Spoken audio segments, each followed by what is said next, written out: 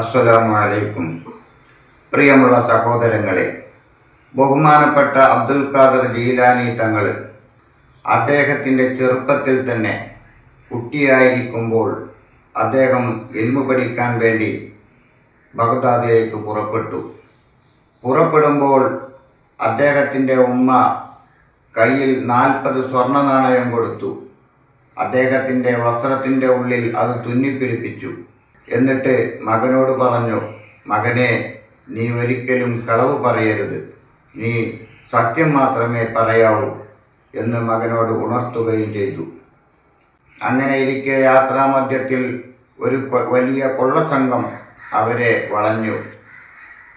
യാത്രക്കാരിൽ നിന്ന് അവർക്ക് കിട്ടാവുന്നതെല്ലാം അവർ കൊള്ളയടിച്ചു. യാതൊരു കൂസലുമില്ലാതെ അബ്ദുൽ ഖാദർ അവിടെ തന്നെ നിന്നു. എല്ലാവരെയും കൊള്ളയടിച്ച ശേഷം അവർ ചോദിച്ചു, നിന്റെ അടുത്തൊന്നുമില്ലേ? അദ്ദേഹം പറഞ്ഞു, ഉണ്ട്. എവിടെയാണ്? എൻ്റെ കുപ്പായത്തിനുള്ളിൽ തുന്നിപ്പിടിപ്പിച്ചിട്ടുണ്ട്. എന്താണ്? 40 സ്വർണ്ണ നാണയം. നിനക്ക് പേടിയില്ലേ?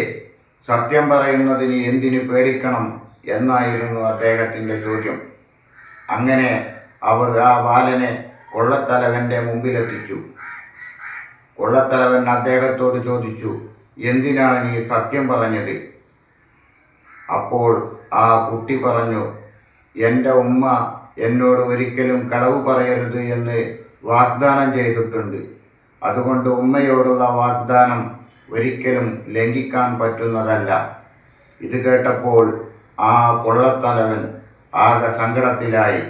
അദ്ദേഹം ചിന്തിച്ചു, ഞാൻ അള്ളാഹുവിനോടുള്ള വാഗ്ദാനം പോലും ലംഘിക്കുന്നു, എൻ്റെ അവസ്ഥ എന്തായിരിക്കും? ആ കുട്ടിയുടെ സത്യസന്ധത കണ്ട് അദ്ദേഹം തൻ്റെ തെറ്റുകളിൽ പശ്ചാത്തപിക്കുകയും അദ്ദേഹവും സംഘവും സർവ്വ തെറ്റുകളും ഉപേക്ഷിച്ച് നല്ലവരാവുകയും ചെയ്തു. നോക്കൂ, നാം സത്യം പറയുകയാണെങ്കിൽ അത് മറ്റുള്ളവരുടെ നന്മയ്ക്ക് തന്നെ കാരണമായേക്കാം. കളവ് പറയല്ല എന്നും മകന്നാരെ, കള്ളൻ്റെ കയ്യിൽ പൊന്ന് കൊടുത്തോവർ. നിങ്ങൾക്കെല്ലാവർക്കും അള്ളാഹു ആരോഗ്യമുള്ള ദീർഘായുസ്സ് നൽകട്ടെ എന്ന് പ്രാർത്ഥിക്കുന്നു. അസ്സലാമു അലൈക്കും.